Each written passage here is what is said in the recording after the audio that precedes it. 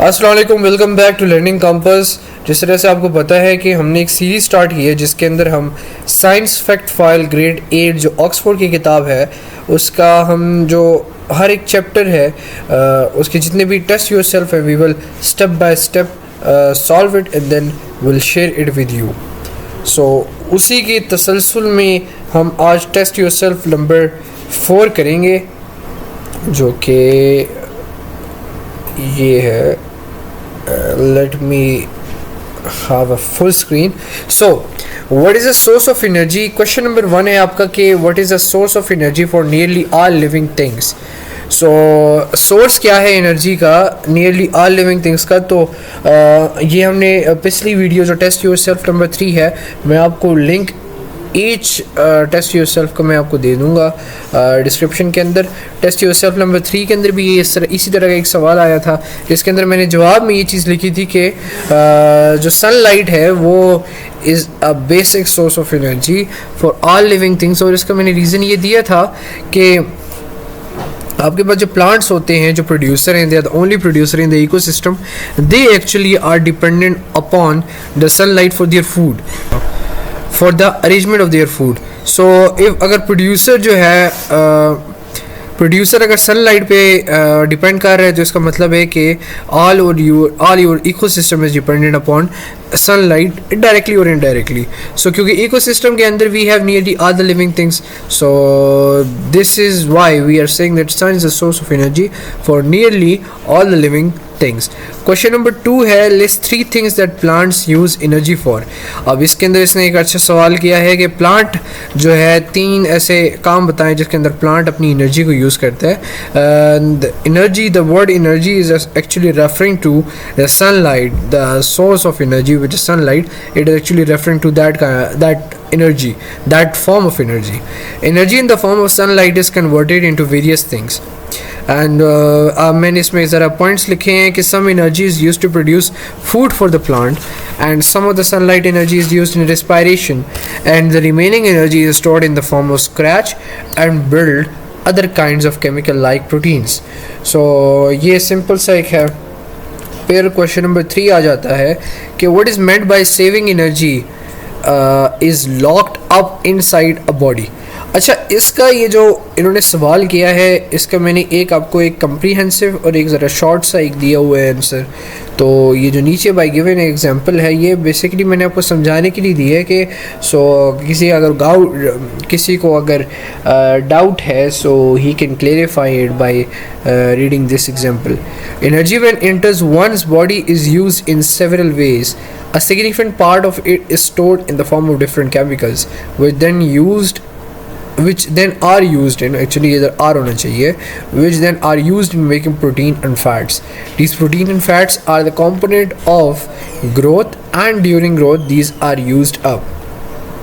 By giving an example, if a person want to increase his height, अच्छा अब इससे जो लॉक्ड अप का एक सेंटेंस बोला हुआ है वो इस तरह से इसने, अब मैं इसको क्लेरिफाई इस तरह से करूँगा कि जब हम खाना खाते हैं तो कुछ amount of energy is we use it to produce energy ताकि हमारे जो रोज़मर्रा के काम है वो हम कर सकें, लेकिन कुछ पोर्शन जो फूड का है वो हमें ग्रोथ में मदद देता है। अब वो जो पोर्शन है एनर्जी का जो कि हमें ग्रोथ में मदद देता है वो सिर्फ एक बार जो है वो ग्रोथ हमारी करा देगा और फिर जो जितनी भी एनर्जी होगी वो एक्चुअली उस ग्रोथ के अंदर जो है सारी लॉकअप हो जाएगी, यानी वो ग्रोथ जो है वो उस चीज़ को इस्तेमाल कर लेगी। ये एक इसका हो सकता है। इसके अलावा जो दूसरा एक इसका कॉन्सेप्ट है वो ये लॉकअप का वो है कि प्रोटीन्स और फैट्स के अंदर जब एनर्जी कन्वर्ट हो जाती है और वो प्रोटीन और फैट्स हमारी बॉडी के अंदर होते हैं, तो एक इसका ये आपके पास कॉन्सेप्ट हो सकता है कि the energy is actually converted into protein and fats. एक ये आपके पास इसका कॉन्सेप्ट बन सकता है और दूसरा कॉन्सेप्ट जो मैंने हाइट की एग्जांपल दी है वो भी आपका इसका कॉन्सेप्ट बन सकता है। सो ये दोनों इसके कॉन्सेप्ट्स हैं। फिर क्वेश्चन नंबर 4 है कि where does energy go when it has pass through a food chain. अब यहाँ पर ये रेफ़र ये कर रहा है कि जब फूड चेन की थ्रू जो है एनर्जी पास होती है तो eventually when the food chain ends where does the remaining energy goes. So जो रिमेनिंग एनर्जी है वो रिमेनिंग होती ही नहीं है, क्योंकि बहुत कम एनर्जी रह जाती है at the end of the food chain, because at the start of the food chain there is a vast amount of energy, और उसके बाद धीरे धीरे जब आप further you are going to the next level, the energy, most of the energy is wasted in the form of heat, and it is lost or wasted, and a very bare minimum amount of energy is actually used or utilized in a positive way. सो वो ये कह रहा है कि जो energy जब आखिर में रह जाती है वो कहाँ जाती है, so the answer is it is wasted. So उसके बारे में ये मैंने 3 लाइनें लिखी हुई है। क्वेश्चन नंबर 5 है suggest where the energy might go when a human eat meat from a bullock. So energy will be transform into various forms in order to fulfil the body requirements. वही है कि अगर हम meet खा लेते हैं तो वो एनर्जी कहाँ जाएगी हमारी बॉडी के अंदर। So it will be used in various and different aspects.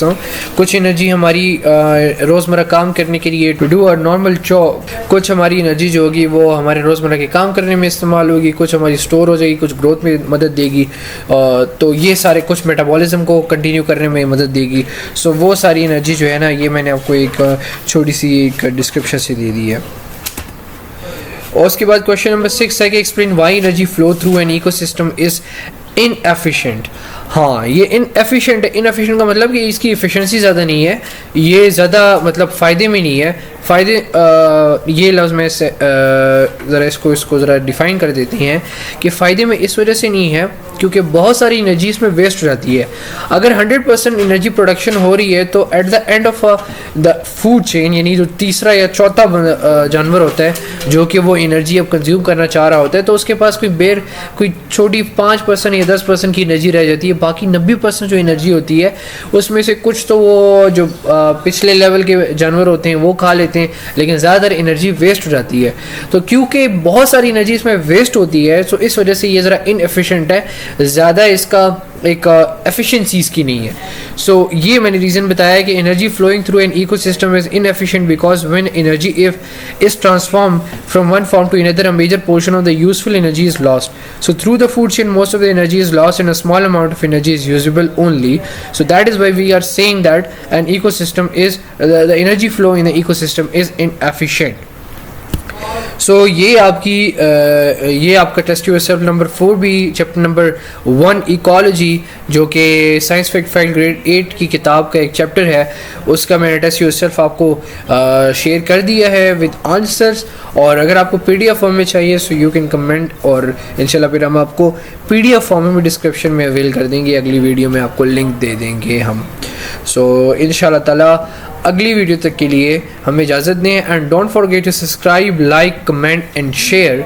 और अगर आपको कोई क्यूरी है तो वो भी आप कमेंट में ज़रूर हमें बता सकते हैं। We will try our best to reply as soon as possible, और आपकी जितनी भी क्यूरीज़ हैं वो हम हल कर सकें। सो अगली वीडियो तक के लिए अल्लाह हाफिज़।